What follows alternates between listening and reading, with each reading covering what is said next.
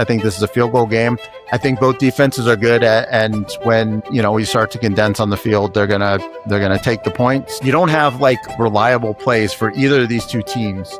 So when you don't have reliable fourth down plays that just work every time, and you have conservative coaches and you have a low scoring game, I think that's my first one over.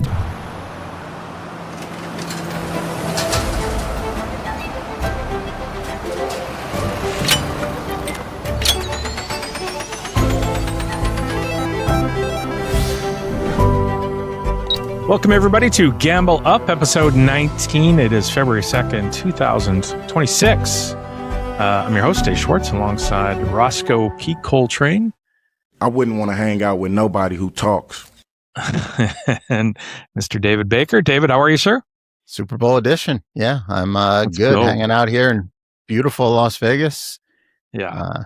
It's nice. We finally got some good weather here. It was cold for a while. It's now beautiful. I see you guys are wearing your ski caps. I'm about ready to bust into the short store and put away the pants for the winter. Well, you've been inside. It's been 72 degrees where you've been playing in the PGT kickoff series this last week or so. I think you guys are halfway through that series. You got a couple of cashes. Maybe give us a quick update on how the PGT is going. Obviously, a fantastically run event. We sing their praises and give them their flowers all the time. Yeah, this I'm going to try to play more PGT stuff this year. I mean, it was always kind of like, it's kind of the, I don't know. I mean, obviously the World Series and World Poker Tour is kind of like the major leagues, but this is kind of actually like the real major leagues, because like anybody can play the World Series and the World Poker Tour. Kind of anybody can play the PGT, but it's really basically reserved for those with, higher bankrolls or access to bankrolls and stiffer competition, smaller fields and things. So, I gave it a shot a couple series ago and did well. And then this was the first no limit one of the PokerGO year, which starts middle January, and played 5 events, cashed 2 of them. Had a couple of, the first one, I think I just kind of eked my way into the money. The last one, I also eked my way into the money, but I actually had chips along the way, and kind of a brutal bubble. Had an hour and a half bubble, and were you handcuffed in the bubble or something, or what happened? Yeah, it's kind of weird. Sometimes I actually really do well around bubbles. I kind of build my chips, but kind of the way it was I was kind of one of those middling stacks where I had too much to kind of fold out and not enough to, I don't know. It like, sometimes if you don't have any chips, you just kind of fold out. And if you have a lot of chips, you can put pressure. And if you're in the middling stack, I was in the middle of, the guy to my right had significantly more than everybody else in the tournament. And he was just basically raising every hand. And I don't know. I found myself in some weird spots. You kind of get in these bubble spots where it's like, if you have too many chips, like you kind of feel stupid to go broke with kind of good hands, but not great hands. But then at the flip side, like you allow yourself, if the bubble doesn't bust in a couple of orbits, to kind of blind your way out. And I kind of had some of those middling spots, like, he raised small blind, and I had king 9 suited in the big blind, and kind of like a spot where I could just rip, like he shouldn't be calling much. But then you do run. I mean, people have hands. So like then he calls and, I got to run it versus whatever, ace queen, or sometimes he might actually have like real good hands. Maybe he's got 10s or something. And I have, seems stupid to bust in that spot. Had another one where it was the exact same situation. I had 3s. And I don't know, it feels like weak folding, but kind of too spewy to move on them. And so then I like call and get myself into like terrible spots post and just end up folding. And it's kind of just shows like the value of, having chips on the bubble. And I don't know, sometimes I just kind of go for it in these spots and I'll like, re-raise or something. But I don't know. I just kind of like, I assumed that there were several short stacks at the other tables, and at my table actually. So I kind of felt like it would kind of go and didn't want to put it in harm's way. But then short stacks kept doubling, and then next thing you know, you're a short stack, and it's kind of how tournaments. So like you do something, you don't make moves in these spots, then you end up blinding down and you're like, oh, I really should have taken these opportunities to get chips. And then, you do take the opportunities and they wake up with hands. Then you're like, why did I do that? I could have just waited 5 minutes and like just lose one blind and it's not a big deal. So, obviously you can't look back. If I knew it was going to be an hour and a half bubble, then, different story, because I don't really like blinding down in a tournament. But on the flip side, like it easily could have busted an hour earlier and I would still have like my 30 blinds or whatever and have been in good spots. So, are you ICM guy? And I know you sold some shares on PokerStake. Does that sort of change how you light 3-bet this guy or change how you play? You don't want to bust somebody else's money with the 2 3s or whatever? No, I don't. I mean, I play the best way that I know how. I had bluffed it off like a little while earlier and got a guy to fold like when we were like 5 from the money or something. I'm not afraid to do what I think is right.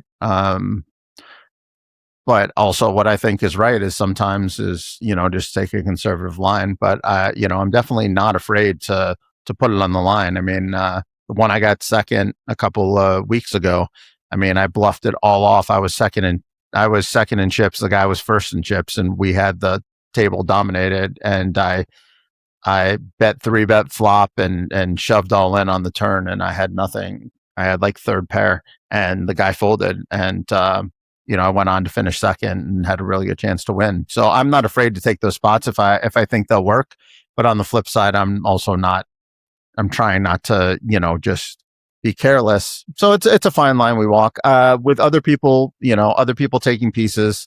I mean, I ultimately have the largest by a large margin share myself. But regardless, I'm always just going to do what's in our best interest. I mean, that's why people invest in me, is because they think that I will give them a chance to win. And, sometimes that involves, making it to the money and then adjusting. And sometimes it means making moves before the money. And I do a really good job when there's like 10 out of kind of building my chips up. So this is a very infrequent result that I actually went down around the money time, because I'm pretty good about feeling my way through and understanding like who's weak and taking advantage of and whatever. But yeah, I mean, it's just kind of how it goes. I mean, every time, if you play a lot of tournaments, you're going to be on both sides of that. And, the guy who ended up ultimately winning and had the chip lead is Michael Burke, very good player. And, he played his chip stack really well. And I would have done the same thing if I was in his spot, and he probably would have done the same thing if he was in mine. So yeah, that was the end of that series though. This week we started a mixed game series, which will be my first forte back into mix for quite a while. I haven't been playing much mix for the last several months, and not really any mixed tournaments since the World Series. So, yeah, this will be fun this week to get back out there in the mixed streets and kind of readjust my brain. Events from there's $5,000 event, 2 5Ks, 2 10Ks, a 15K, a 25K, and a 100K. And, all different variations of poker. I'm definitely playing the 5s and the 10s. I'm highly likely to be playing the 15s and 25, the 15 and 25. And the 100K is just kind of, if I'm doing really well and I'm feeling it, then I will. But for my main focus is to focus on the 5Ks and 10Ks, the first 4 events, and see if I'm enjoying myself. And if so, play the 15 and 25s, and then kind of just go from there. But if I'm not, if I'm having fun, then I'll continue to play. The money and whatever is not really an issue. I have plenty of people who will take pieces of me in anything, but especially mixed games. So, yeah, that's not really an issue. But what is an issue is if I'm just enjoying myself, because I've been loving the no limit game, and the last time I played mix, I really didn't enjoy it as much. But I'm hoping, kind of having taken a break from it and coming back to it, I can readjust my brain to having fun there again. Do you think you're a bigger favorite in mixed games or no limit hold'em? Yeah, that's a very interesting question. I mean, I would have always said mix, but I think nowadays it's probably no limit. Wow. It kind of depends on the fields, obviously, but yeah, I don't know. I mean, I think there's a lot of similarities between them that people don't fully understand. It's one of those things that it's kind of weird because, I'm sitting in the studio and I'm playing with the best no limit players in the world, and they're like, oh, I'd kill the mix or whatever, or I don't even know this. I'd be such a big dog. And I don't think they truly understand that like tournament poker is more important than actually understanding the game. And, the mixed players are like, oh, I couldn't do no limit. I blah, blah, they come up with whatever excuses they want.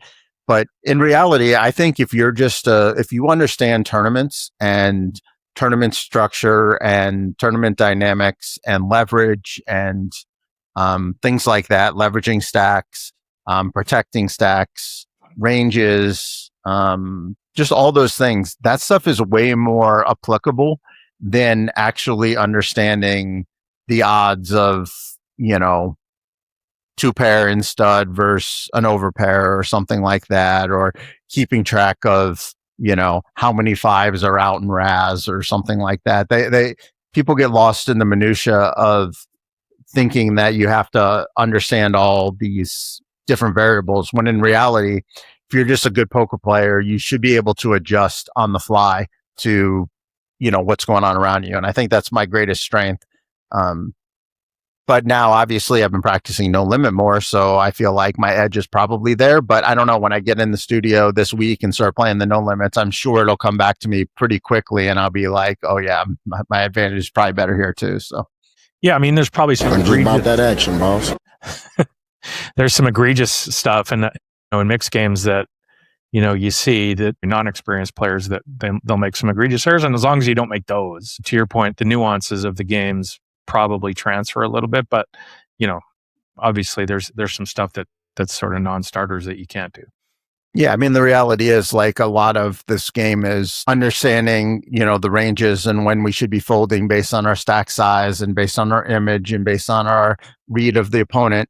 And it doesn't really matter the game, and also value betting. I've always said that I thought that the best limit hold'em players would make great no limit players because they understand the value of getting that extra bet, saving that bet. A lot of not a lot of times for no limit, you're just in there and you're just, you're getting, 1-2 on your call or 1-3 on your call. Whereas in limit hold'em, like sometimes you're getting 20-1 on your call or 12-1 on your call or 15-1 on your call. So kind of just understanding and reading opponents and when like their line is giving this kind of information versus another. So I think that's really how my success in the no limit has really kind of grown. And now I'm kind of learning bet sizing and things like that just by watching and observing. And even though I don't study as much as those other guys do, I think about the game a lot, and I watch and I see what the people who are successful and the people who are moderately successful and the people who are unsuccessful. And I'm seeing the things and I'm trying to compare how they're handling certain situations, and I'm kind of adjusting based on that. So in reality, I'm not necessarily studying because I don't like have charts and I don't like run solvers or look at outputs or things like that. I am studying because I'm watching players and I'm, they might be studied. So I'm seeing the things that they're doing. And then I'm kind of trying to backwards process it in my head, why they're doing that. And then I'm slowly incorporating some of the things that I'm seeing, into my own game. Yeah, I remember watching Terrence Chan play Nosebleed Limit Hold'em online, and somebody bet the river and he folded, getting 10-1 or something. And it was a hand that he'd called lighter with before, and it was one of those moments where, this is a long time ago, but one of those moments where I just went, oh, okay, so he's only going to be only got to be right 1 in 10 times to make that profitable, but he knows he's not. And Terrence, of course, was one of the best in the world at that, for sure. Short-handed limit hold'em. So it was fun to watch, and I learned a lot from that, and took that forward to my own game. But all right, let's move on from poker. Let's go and talk about some football. And before we jump into the conference championship games, I just want to quickly touch on a subject. And David, stop me when you know what these people have in common. Kent Summers, Vic Carucci, Dan Pompey, Tony Grossi, Dave Burkett, Pete Doherty, John McClain, Eric Williams, Armando Salguero, Gary Myers. Okay, so that's 10, and we don't know Hall of Fame. Are these people who have Hall of Fame votes? These are 10, these are people who have the Hall of Fame votes. I thought we were reciting hockey players until you got to John McClain. I know John McClain's Houston. That's right, John McClain from the That old was school. literally the first one I recognized, and then Armando Segura I recognized, but yeah, I didn't know any of those. Yeah. So the point here is especially for us, right? Coming from poker, we know a joke Hall of Fame when we see it. Ours in poker is probably the biggest joke Hall of Fame when we talk about it year after year. So this year, Bill Belichick was, voted on to be in the Hall of Fame. It was his first ballot year. You need 40 of the 50 Hall of Fame voters, and he got less than that. And they don't divulge how many he got, but he didn't get the first ballot Hall of Fame that he I hated the Patriots while he was there. I know you're a Tom Brady guy, but a lot of the world did not like the Patriots. They're easy to hate and cheated and all the whole bit. And I think he should slam dunk be first ballot Hall of Fame. And for him not to be in there just kind of rubs me the wrong way a little bit, and it just reminds me so much of the Poker Hall of Fame. But when you have a Hall of Fame voted on by mainly media, and Bill Belichick was an asshole to the media for most of his career. You can see this coming, I guess, a mile away, but something's got to be done about this because it just kind of turns it into a bit of a joke. Yeah, I mean, obviously, it's funny because Bill Belichick is not really liked, but the one thing that kind of united everyone was, the great disapproval of this process because, I mean, it's blatantly obvious. It doesn't matter whether Belichick was 20% or 80% responsible for the dynasty. He was a big part of it, and the dynasty doesn't happen without Belichick. It doesn't happen without Belichick. It doesn't happen without Brady. So, and to some extent, it doesn't happen without Kraft. But for the most part, it doesn't happen without those two guys. So, it's the greatest dynasty in football. I mean, it's just clear. I mean, clear as day. And obviously, you have to somewhat separate who they are if you like them or whatever. I mean, he's not even like whatever. His personality might rub you the wrong way, but it's not like he's O.J. Simpson. It's not like he murdered somebody.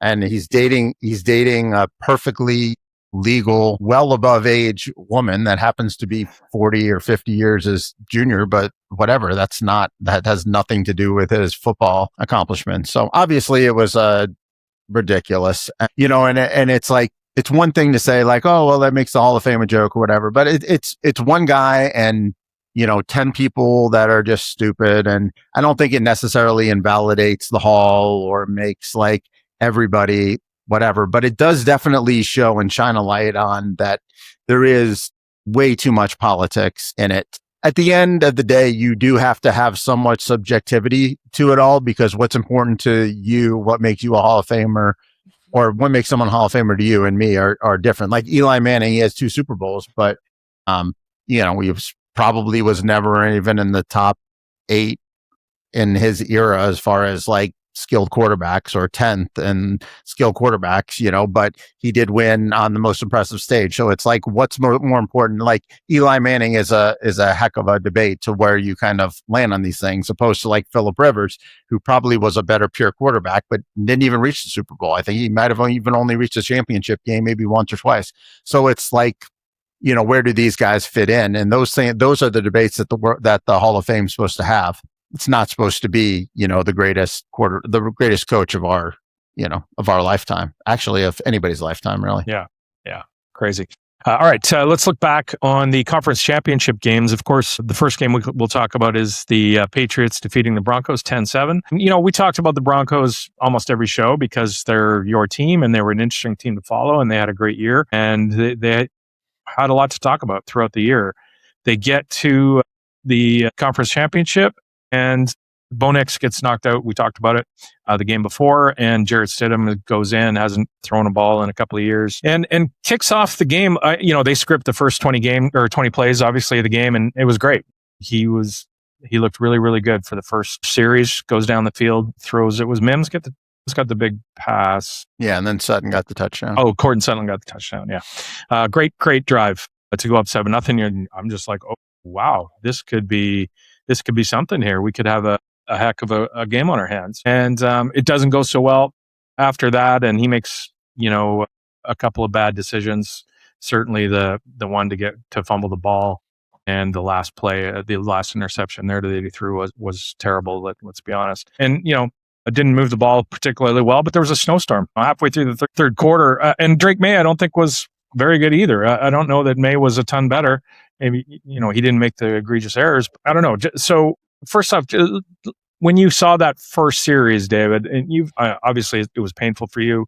You have the Broncos and a whole bunch of matchup bets with people that you went out and got and had futures on them.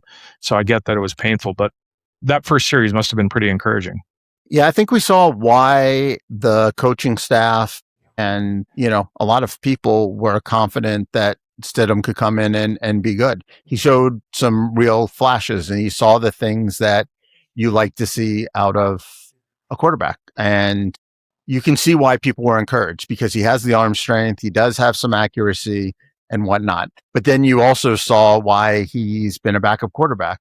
And you also just see the rust of just not getting the play. So here's one thing that it's hard to really show up in the data, but everybody said Bo Nix is a product of his offensive line. His offensive line's the best in football. And it's kind of a wrong narrative. I mean, you could see this offensive line kind of got worked in this game because Bo Nix makes his offensive line look better. He's very good at escapability. He doesn't take sacks. He understands where the pressure's coming. He steps up. He gets rid of the ball. So yeah, sometimes his completion percentage might be a little bit lower than somebody else's, but he doesn't take sacks. He doesn't throw interceptions, and he makes his offensive line look better. So Stidham was getting the pressure on him, and he didn't have confidence in that read, in that initial read. He didn't have confidence to throw the ball away, especially after he tried to throw the ball away, and it ended up being ruled a backwards pass, and that basically swayed the game.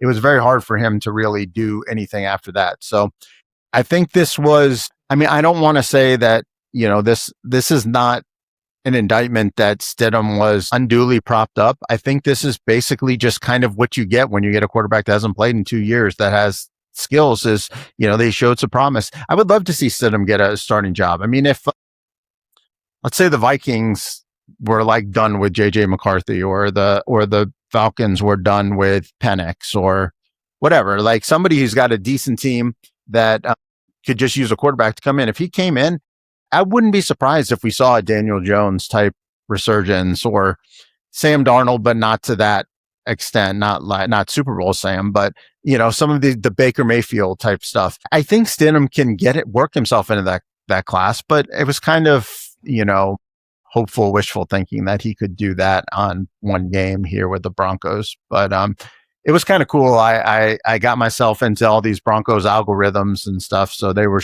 all stuff was coming up, and it was kind of fun and cool to see like a fan base really unite and, give themselves an opportunity to dream for something like that. I'm not alone on Bo Nix Island. There's a lot of Broncos out there who believe in him. So it was kind of fun to instead of my algo is pretty much just everybody hating on anything I say Bo Nix, to kind of be able to you read helped a lot that of with other some people. of the trolling. You're getting really good at trolling. Oh, thanks. Yeah, it's a nice art. There's an art to the troll, and there's an art to the whole thing. And look, I've always said, there is a strong percentage of me that everything that I tweet is based in reality, and then there's also a nice percentage that is just there for the troll. And I can't believe people don't see it. Like it's completely obvious you're trolling. But there are some times where like I'll just show up in like the algos, and I'll just get people and I'll see that they weren't following me to begin with. So it's hard for them to necessarily know that, my favorite one was just when I said something like negative about Bo after I had done nothing but 100 things positive. And then I just kind of said one thing that was just kind of jokey, which was obviously not. And the Broncos fans just slammed me, and I'm like, chill, bro. I'm on your team here. I was just trying to throw some troll bait out there. No, the best one was, does anybody care? Or you said something, but does anybody care about the Hawks game or the Seahawks Rams game. That was pretty good. Yeah, exactly. I was like, everybody cares about the Broncos and the Patriots. No, is anybody even going to watch the Seattle or whatever? And I was like, and then I just tweeted, I was like, this is the worst Super Bowl in history. Are we even going to watch? It's just like, I'm just trolling. That's just, but it's kind of fun, like to see like every once in a while, I'll just get in like these random algos where like I'll just get people from, like it's funny. My biggest like tweet that I've had like in a while was something just to the effect of, did everybody forget how bad of a coach Robert Saleh is?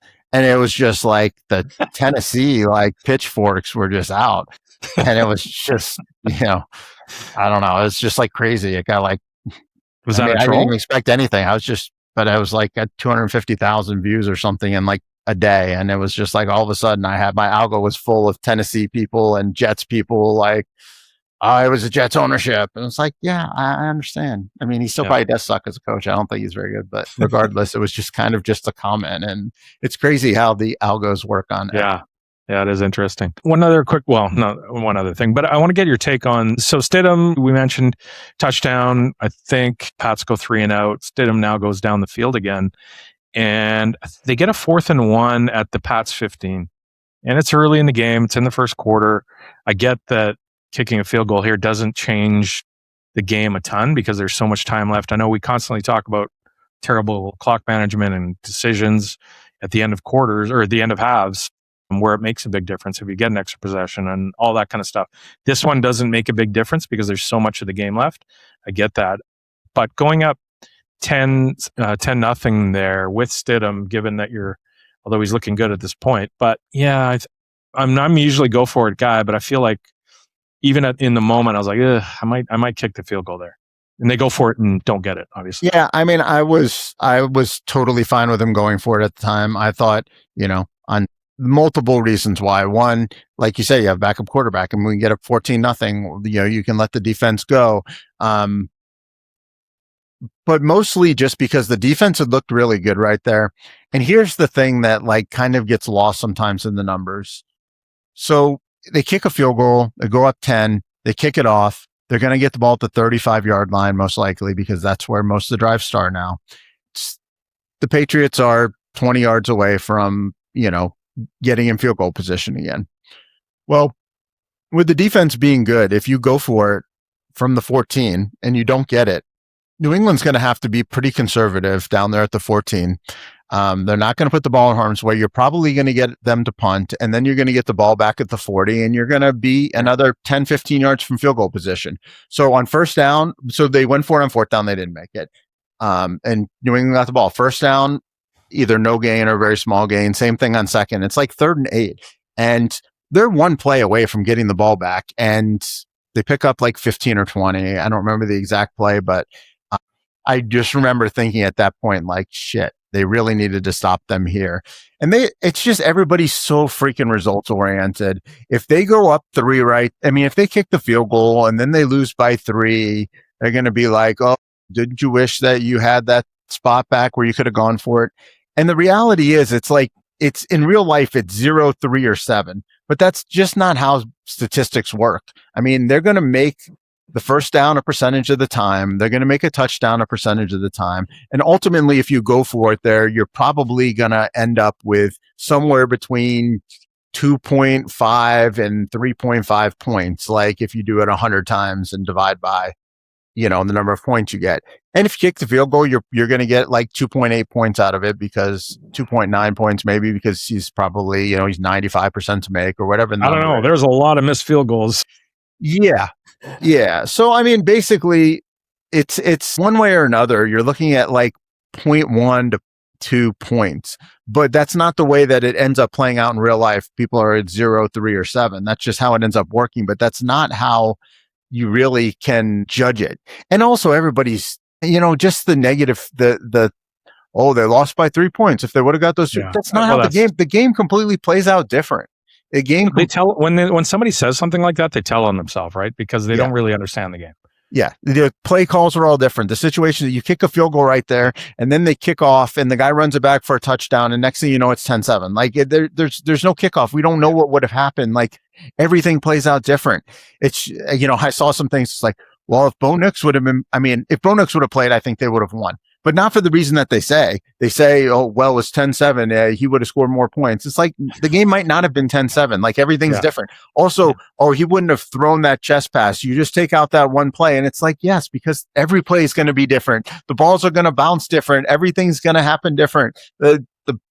It's just insane that people just transpose like everything's going to happen exactly the same. It's kind of just like, in a poker tournament, I would have won the World Series if I would have beaten in level 3. I had Dan Wyman all in, and I had kings, and he had ace queen. And if I would have beaten him, I win the World Series. It's like, no, everything's different.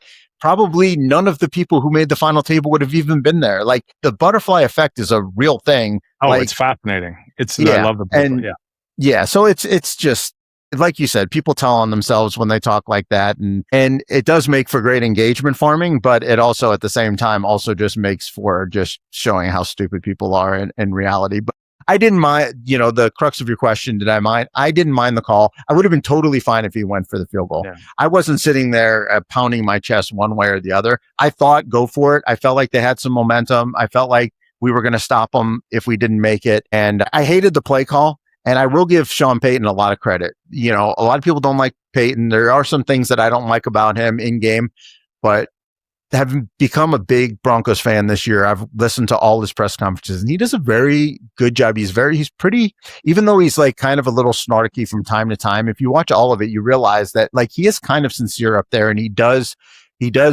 own things. And he said, I feel comfortable with it. He has said, we had a play called a timeout, and we regrouped, we saw the look, and we went for a different play. If I could do it over again, I really think the first play was the better call. That's where and I hated the play call. I thought the play call was terrible, but I don't know. I mean, I was totally fine with him going for it. I do agree with him. I didn't really like the play call. Stidham's not a rollout and throw it into, he had all the receivers kind of bunched up in the same area, just really didn't do a lot. So yeah, I hated the play call, but I was totally fine with the decision to go for it. And, I'll stick with that. I mean, like I said, if they would have kicked the field goal and they would have lost because they kicked the field goal, I would have been fine with that too. Like there are some times where I think things are egregious. I didn't think this one was egregious either way. I thought it was pretty coin flippy. And, you could say it was a backup quarterback, but it was also a backup quarterback that Sean Payton obviously had a ton of confidence in, and he was already up 7-0 and everything was humming. And then we get a snowstorm in the third quarter. And I mean, it's a bit tilting because that changes everything in the game. Does it make it different? Like, you watch the Seahawks-Rams game. That was a great football game to watch. Back, forth, defense, you had everything. Both quarterbacks and receivers playing great. And, even the running, you didn't have that in this game. That got taken away from us. And it becomes, a game in a snowstorm, and who's going to, drop the ball. And this is the conference championship game. We're not going to ever get this in a Super Bowl. You're not going to get this in important games. And yes, I get it. The Broncos, had the record, so they had the game in their house. They were familiar with the snow, so were the Pats. But yeah, obviously they can't be played. And it tilted me that we had to have this game that could have been really, really interesting and great, relegated to a snow bowl. And I don't know.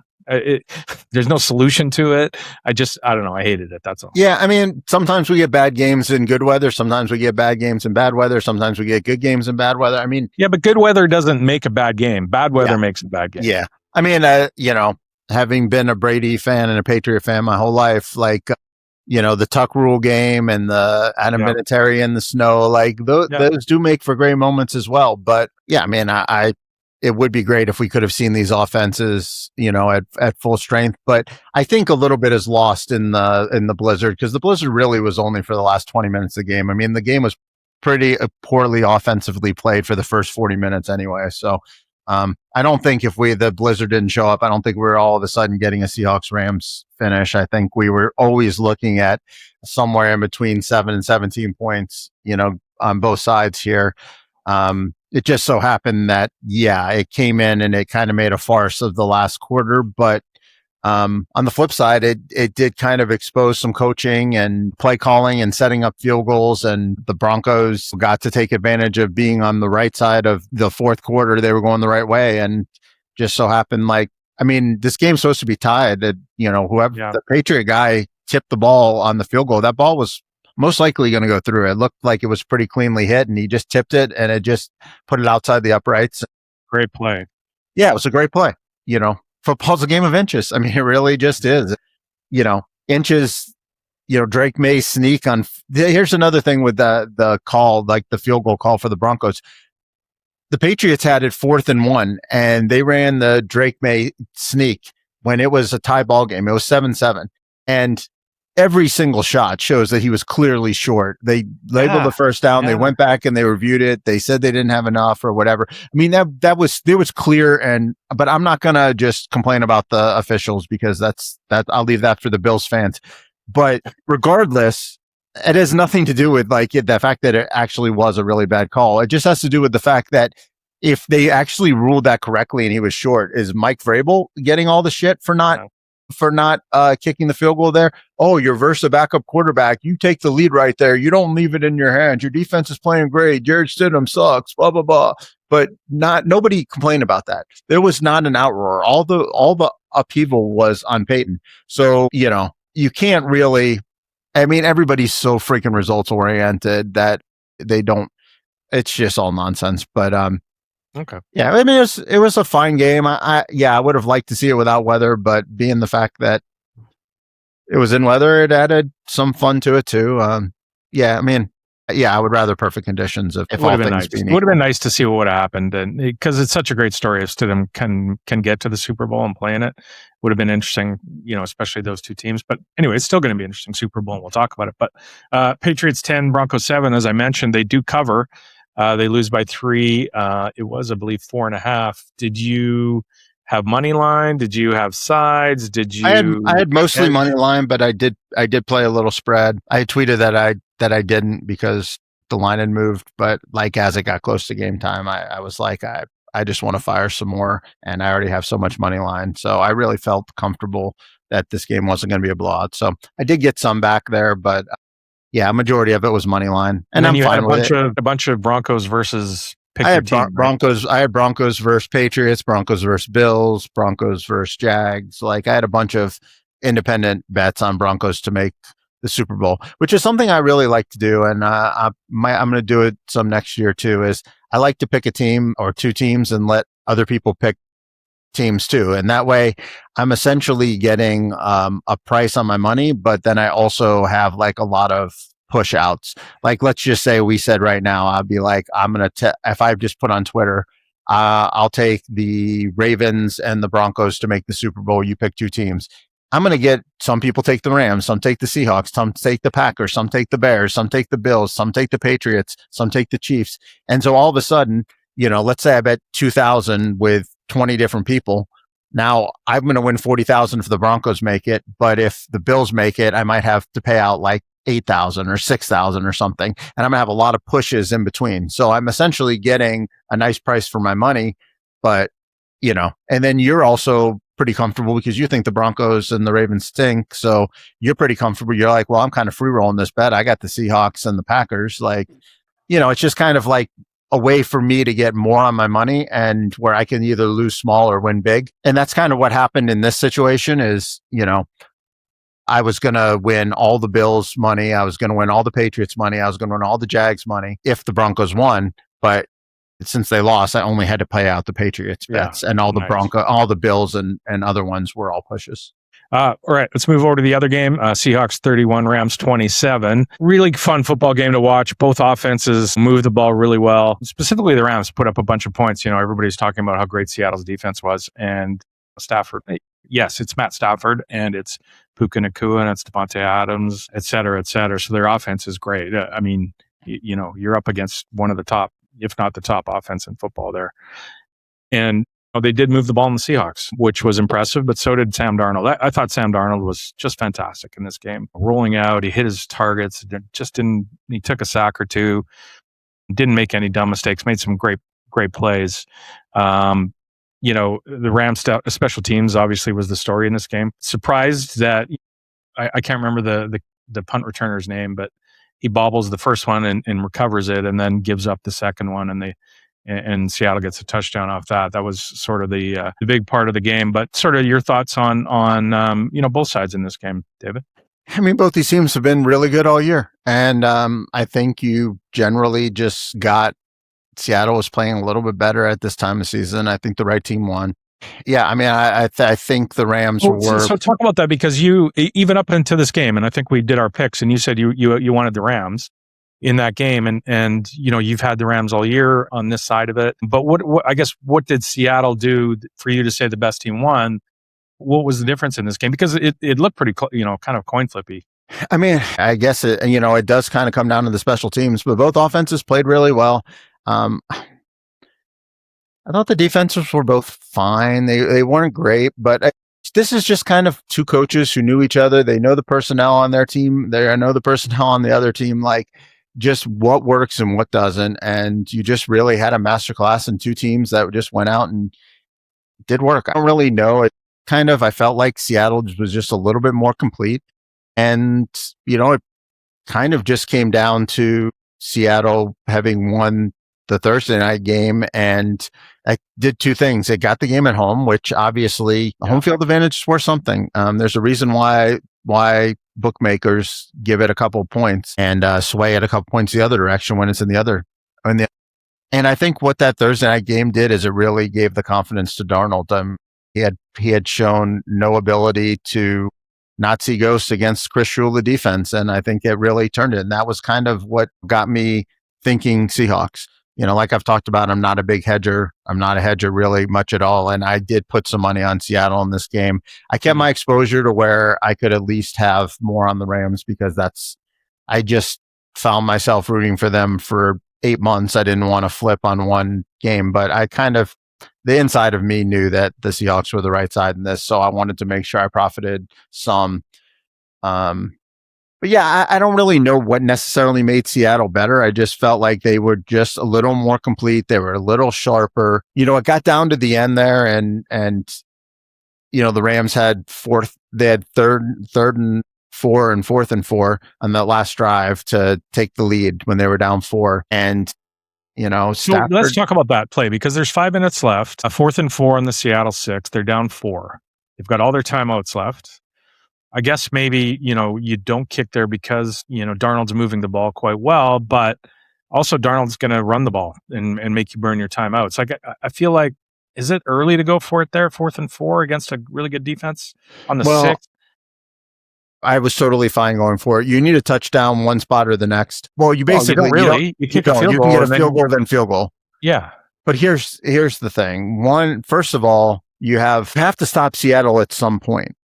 So you have to either stop Seattle if you don't make it here on 4th down and get the ball back, and then you still have Stafford and Puka and Devontae and Kyron, and you've got a pretty good team to go score a touchdown.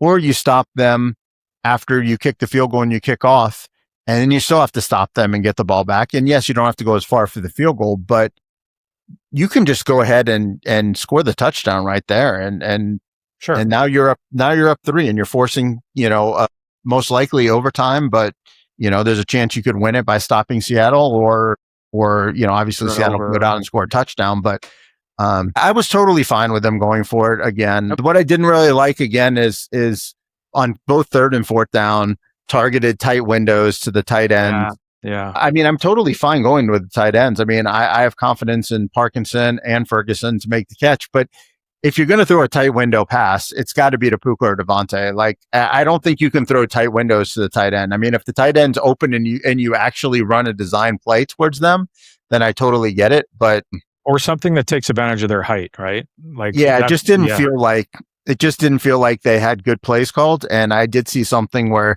Seattle accidentally missed a coverage, and one of the linebackers dropped back and took away the spot, but it was like a blown defensive call that just kind of worked out for Seattle.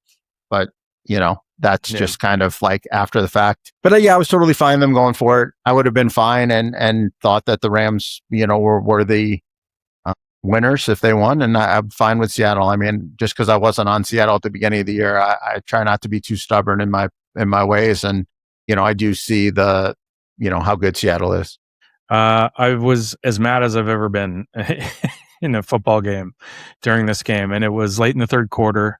I'm a Hawks fan, obviously. Up 31-20, ball at midfield, 3rd and 12. Stafford throws probably his worst ball of the game. It's almost picked off by Rick Willen, the defensive back. And he walks over to the Rams sideline and starts taunting the bench. And in the replay, you can see he's taunting. He's standing 4 feet away from the entire sideline of the Rams, jawing at him. And the ref comes along and kind of pushes him a little bit to say, okay, you got your, couple of minutes or a couple of seconds or whatever, move along. And he just stands there and he keeps giving it to them. And, he gave the ref no choice but to throw that penalty. And I know there's people, he didn't have to call that. Well, yeah, he tried to, if you watch the replay, he tried to push him away from the sideline to get him to stop, and he just wouldn't. And personal foul, or, unsportsmanlike conduct on 4th and 12, you're getting the ball back. Here comes a punt, and now it's 1st and 10 for the Rams. And, you're up 31-20, and they come down and get a touchdown. It's 31-27. Very next play. It was amazing. I don't know if you noticed that, but yeah, we're back to him. Stafford throws. He goes, okay, well, I'm going right at that DB, and he threw it to Puka. Very next play, touchdown. So this guy has just completely carved his team in a 2-minute window, and I was so furious. And I'm thinking to myself, what would I do if I'm Mike McDonald? I think I walk up to the guy and go to the room, pack your shit, and be gone by the time we're done, because that can't happen. Like, you can hold DBs are going to get penalties all the time for pass interference. This is within the game. You're trying to stop the guy. That was completely unnecessary. And maybe the thing that tilts me the most in sports is this taunting bullshit. And I don't know. I mean, you obviously didn't really have as much of a rooting Old man yelling at clouds. Oh my God. I was so fucking mad. But anyways, I don't know. Yeah. I thought it was kind of whatever. I thought he should have eaten the flag, but yeah, whatever. I mean, boys being boys. You thought he should have eaten the flag? Okay. I thought the ref should have just eaten it, but whatever. I mean, I was fine with the call too. I mean, you can't whatever. do it. You're damned if you do, damned if you don't. Yeah. I mean, you just don't leave the guy a choice when he tries to move you out of the way. But anyways, all right. So it is the Patriots and the Seahawks in San Francisco this Sunday. Can't wait. The line is Seattle -4.5. I think the total started at 45.5. I'm not 100% sure what the total is now, but it's right around 45.5, depending on books, Yeah. Well, first off, I don't love how Drake May came through the playoffs. Yes, he had the Texans defense. He had the Broncos defense. He had a snowstorm, but he didn't look particularly good to me, not near as good as Stafford. And here the Seahawks just, beat Stafford and the Rams, who have better offense basically at every skill position anyway. This 4.5 seems a little low to me, honestly. And then, yeah, I'm biased. I'm a Seahawks fan, but I think I'll have some Seattle -4.5 here. I started the week thinking I was going to like Seattle, and I really wasn't sure where I was going to go, but I was leaning Seattle. And I think over the last 24 hours, I think I'm pretty set on Patriots. What did it? Really, the weakness of Seattle to me is when you can get pressure on Darnold, and the offensive line is not the greatest. And you do have an interior and a front line of the Patriots that has been getting pressure consistently on. It got through the Broncos offensive line, who even we talked about like that Knicks makes them a little better. They still are one of the best offensive lines in football. Got a lot of pressure on Stidham. Houston and Chargers both have bad offensive lines, but absolutely wreck them. But you got Barmore and Williams. I really think that they can disrupt and throw a defensive scheme at Darnold to rush him, make him have to make these first reads. And with Christian Gonzalez and Carlton Davis back at corner, I think they can hold on long enough to stop. If you give Darnold time, then I think he can carve. But I think that New England's defense can do enough. And so I'm really leaning into the under in this game. I think the only path really to victory for the Patriots is a lower scoring game. I don't think they win a shootout. I think the paths to shootout are further apart. So I'm leaning into, if I think it's going to be an under game, 4.5 points really being too much. I think we're kind of getting lost in the fact that I know the offenses were bad at the play in all the Patriots games by both sides of the ball, but a lot of that was the Patriots D creating it. And they also played, it wasn't like they were struggling versus the Bills defense or the Jags defense, who are like middle tier. Like these were the top defenses in football. So obviously Seattle has a top defense. I don't know. I'm really looking at something in the 17-16, 20-16, 16-13, 20 to, obviously there's some 2013s in there, but I'm feeling like I really like the under. So I think that's probably where I'm going to lean on the under. And most of my props are going to be oriented. So what I like to do is I kind of like to pick a script and kind of have my props kind of align with that. So there are certain matchups where I think that each team's kind of is going to excel both offensively and defensively. And so I'll go over on the ones that on some of them, and I'll go unders on the other, and we can kind of talk about how we think the game's going to play out. But there are certain spots where I think the Patriots can exploit, and there are certain spots where I think they're going to really struggle. So that's kind of the way that let's do that. Let's talk about some props that we like, that we've looked at. I've picked out 5. Ross, you probably didn't get a chance, I'm guessing, to look for any props. No problem. David and I'll throw a couple. So I'll go with mine first. And let's alternate. We'll do one. One. Yeah, and we'll just kind of go from there. That's a good idea. I love the Super Bowl props because they're the fun ones aren't always football related. It's kind of other stuff. So my first one is one of those, and it's what Seahawks fan will be shown first on the TV coverage. Obviously, Richard Sherman plus 200, Chris Pratt plus 400, Will Ferrell plus 450, Rainn Wilson, Eddie Vedder, Sir Mix-a-Lot, Dave Matthews, Macklemore. It goes up. Bill Nye is on the list. I don't even know these people. Bill Nye, the science guy. You don't know who Sir Mix-a-Lot is? Chris Pratt. That's an actor, dude. You know who Eddie Vedder is, right? Yeah, it's Pearl Jam guy, but I wouldn't recognize him if he was on the screen. Isn't he like 100? He's not 100. No, he's not 100. When I was at Taylor Swift in Seattle, Eddie Vedder was like 5 feet behind me. What? That's awesome. Who was the first guy you said? Richard Sherman. Richard Sherman. Why is he a fan? By the way, who was the second one? Chris Pratt. Chris Pratt, Will Ferrell, Rainn Wilson. So I'm going to go Will Ferrell. This just shows how little I know about Seattle. I didn't know any of those people were Seattle fans. Marshawn Lynch would be like the one that that's like the only Seattle guy.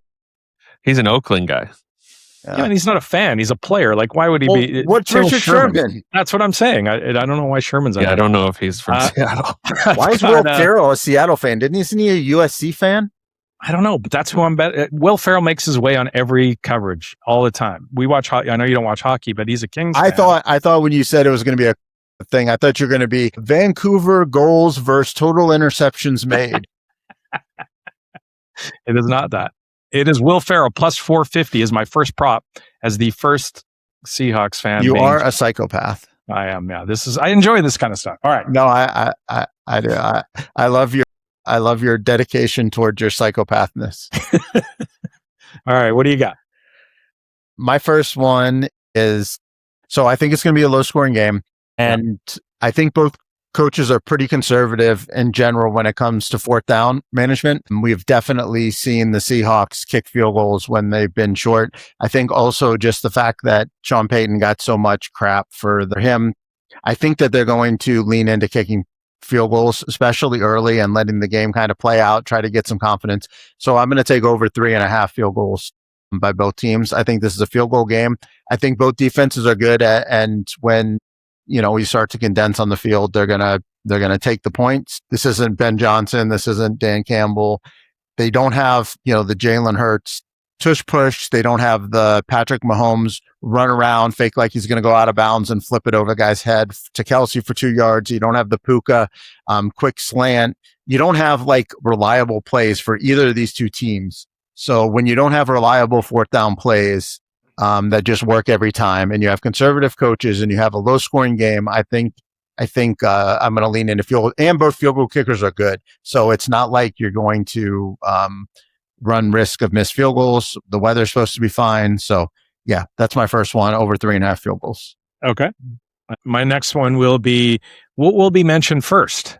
Drake May attending the Super Bowl 50 when he was like 13. So I don't know if you know this story, but he's from Carolina. His dad during that season told him if Carolina makes the Super Bowl, I think it's 2016, Super Bowl 50. It was in San Francisco as well.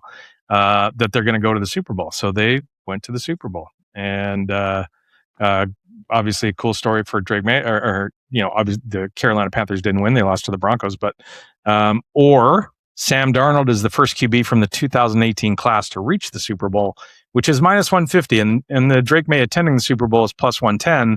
I feel like this. I don't know if these things get talked about before the game, but it just kind of feels like a coin flip on whatever quarterback gets the ball first. Maybe it gets mentioned then. So I'm going to go with Drake May attended Super Bowl 50 when he was 13 years old, plus 110. That's my second.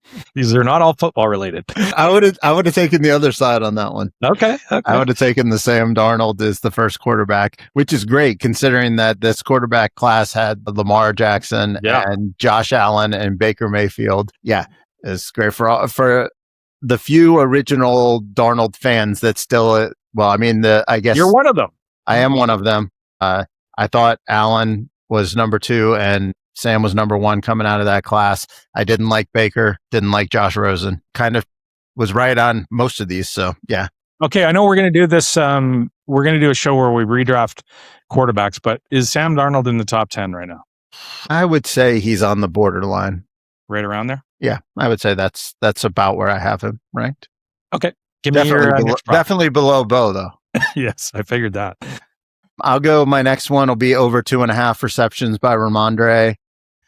Yeah. I think that the Seattle cornerbacks are really good. And I think Ramondre is going to, I think he'll be a nice little safety valve for May. And I think there's going to be a heavy emphasis on Drake to not take sacks and not allow himself to get the ball stripped. And I'm not sure if Booty and Hollins are going to be able to break free. Obviously, Diggs might be able to do something, but I think the outside cornerbacks are pretty good for Seattle. So I think that's just going to lead to dump offs to Stevenson. Yeah. So I'll take over 3.5 Stevenson receptions.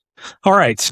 My next one is going to be, will Seattle attempt to pass from the opponent's 1-yard line? And this is a bridge jumper because if you obviously think back to the famous Marshawn Lynch, play where Pete Carroll's still getting barbecued for it. But will they ever do that again? I don't see it ever happening again in the Super Bowl.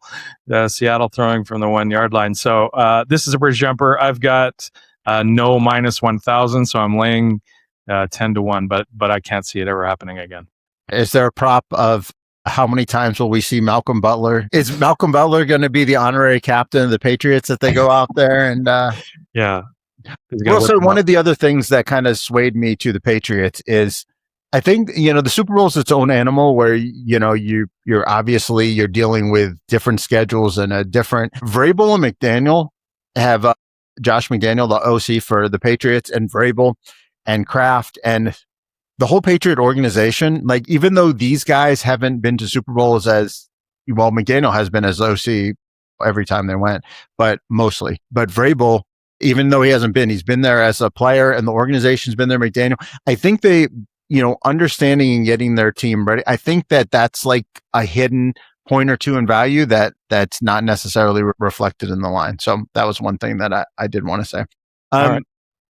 Another prop that I'll go with, I'm going to take under on Booty stuff. I know a lot of people are liking Booty. His numbers aren't that big, but is there a specific one? Catches, yards? What is it?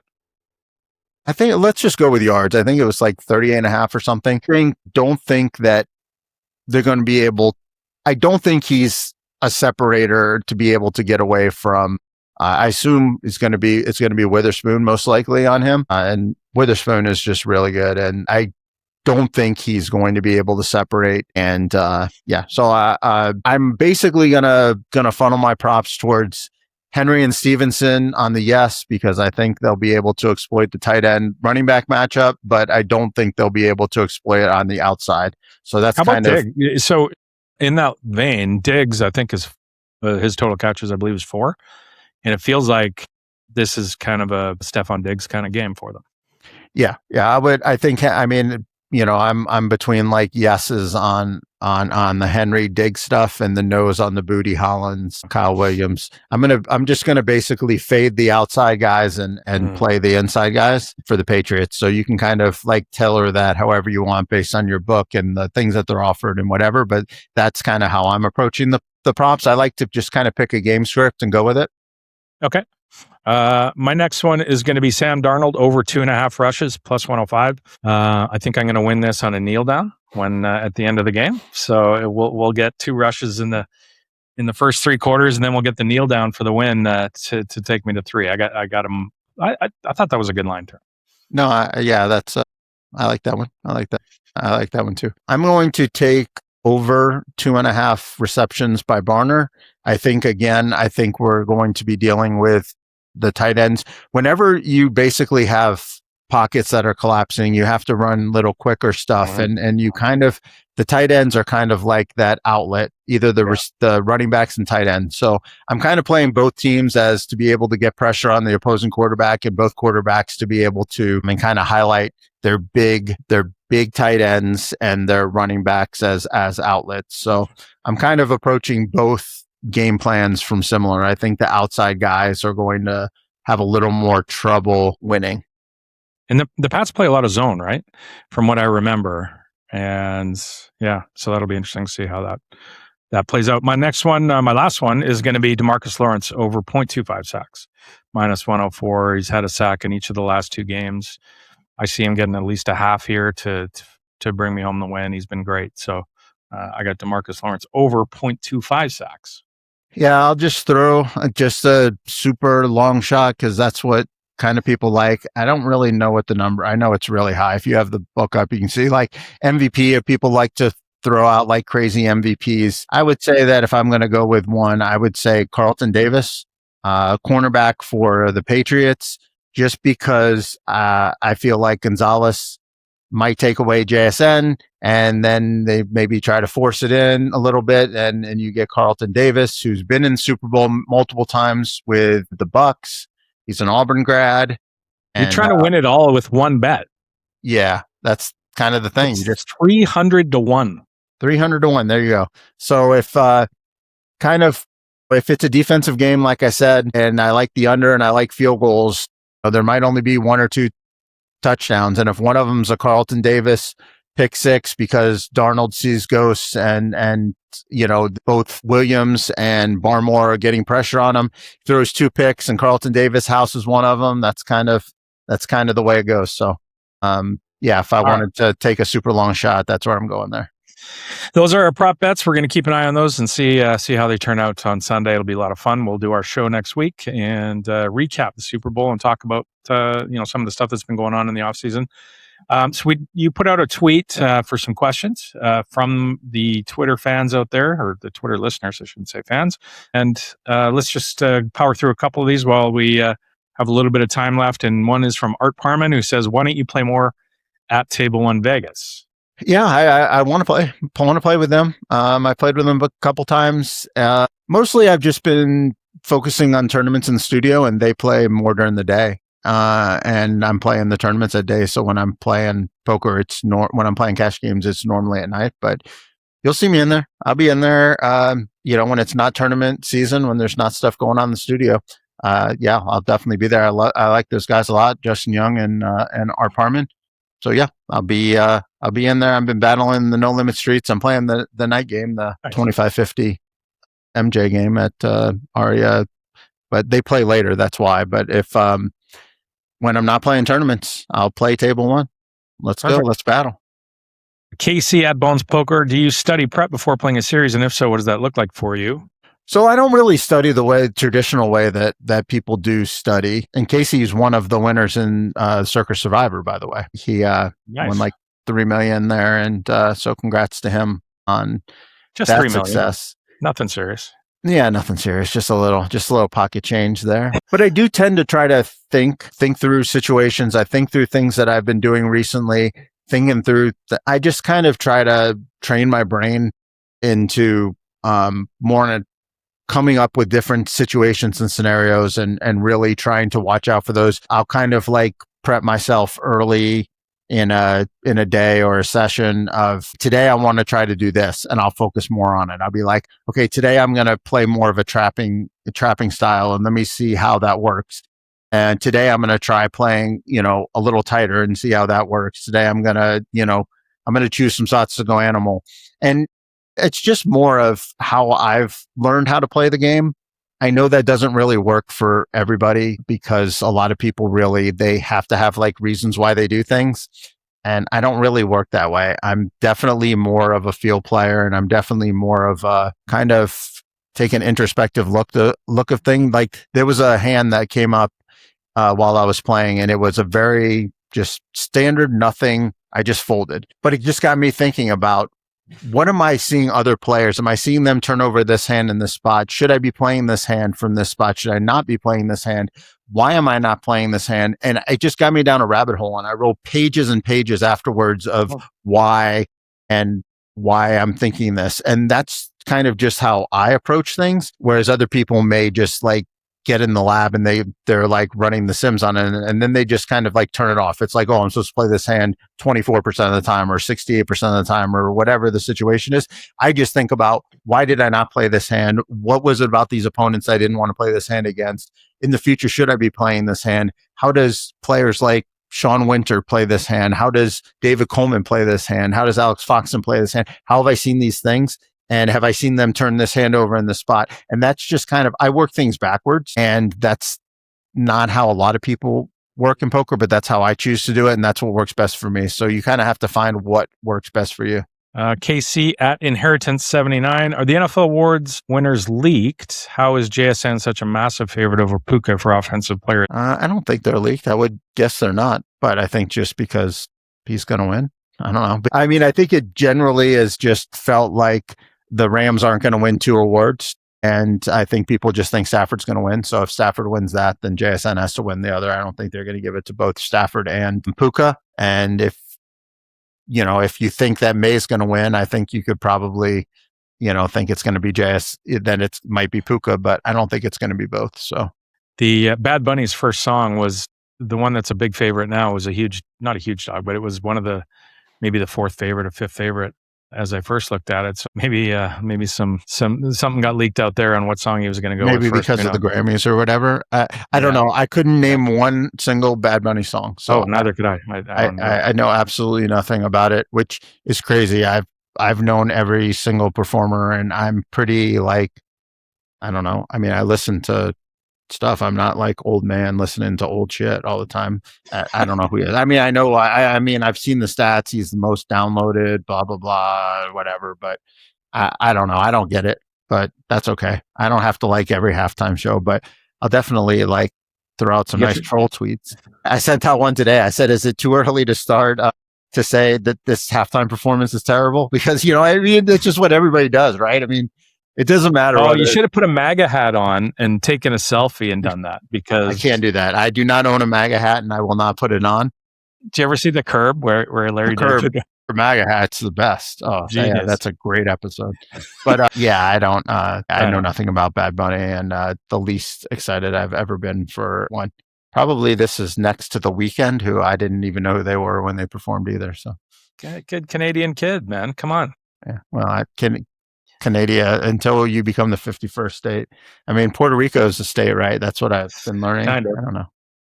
Killer Rocky, 100K mix PGT thoughts, any new 30 formats at the World Series you'd like to see or overall changes? Thoughts on the Broncos offseason? We'll talk about that in the upcoming shows. And do you tend to change any of your gambling in response to the potential tax laws? I think we talked about that already, but a couple of things there. Yeah, the 100K Super High Roller Bowl, pretty cool. Then there's a mix event that's, I think it's 8 game or 9 game. 100K, it's going to be streamed on PokerGO. The list of people participating is pretty big and good, right? I mean, I think we're like a week and a half away, and there's already 25 confirmed, and there's going to be at least 1, if not 2 satellites being run, and talk to some other people that are going to play. I don't know. Like I said before, I didn't think I was going to play. I didn't think I wanted to play, but now I'm starting to think I might want to play. I don't know. I'm kind of just going to see if I have some success in the tournaments and I'm having fun. I'll sell some. You're a vibes guy. You're going to be a vibes guy. I'm a vibes guy. I mean, I don't want to, I don't want to commit to it because, you know, if I lose 100K or 150K in the mixed series, I don't really want to like drop a big amount into that. And I'm not the type of guy who's really looking to play for like 6% or something, or 8% or 10%. If I don't have at least 30%, and in most cases 50, I don't really like to play the event. It's just, I don't know. I don't really see the point. I mean, obviously it's kind of cool to be in there and mix it up with those guys, but Superstars. I like to when I win something, I like to have money and not just have like a bunch of tax issues that I got to deal with. I mean, if I sell for the 100K and I play for 6% and then I cash for $1 million and I got to send out 94% worth of W-2, it's just like a pain in the ass. Like I want to at least make some money in the deal. All right. We'll talk about some of those other things in upcoming shows. My glass of delicious port is finished, which means we've come to the end of the show. Thanks to you guys for getting together. Thanks to you guys out there for listening to this program. And drop us, I know I watch YouTube stuff and it's smash like button, do all that. But, you know, it does really help. And we're kind of a small, growing channel, and every little incremental like or comment helps us a ton. So please, if you can, open your heart. And if you don't do it for anybody else, maybe just give us a quick like. That's all we ask for. Not if you made it this far. If you somehow made it this far. And we'll get together next week and we'll talk about the Super Bowl. You and Mark going to San Francisco? Not going to San Francisco. Is Mark going to San Francisco? No, he went to Seattle. He was like the 40-yard line for the championship game. So, well, yeah, I thought he'd go. No. We're gonna watch it together. We're gonna have we'll probably have a small crew, and we'll watch it at his house like we do every Sunday. Yeah, that is a good spot to watch it from. All right, and you know, hot take: football is better on TV than it is live. I know people don't agree with that, but that's my take on it. Thanks to you out there. We will talk to you next week.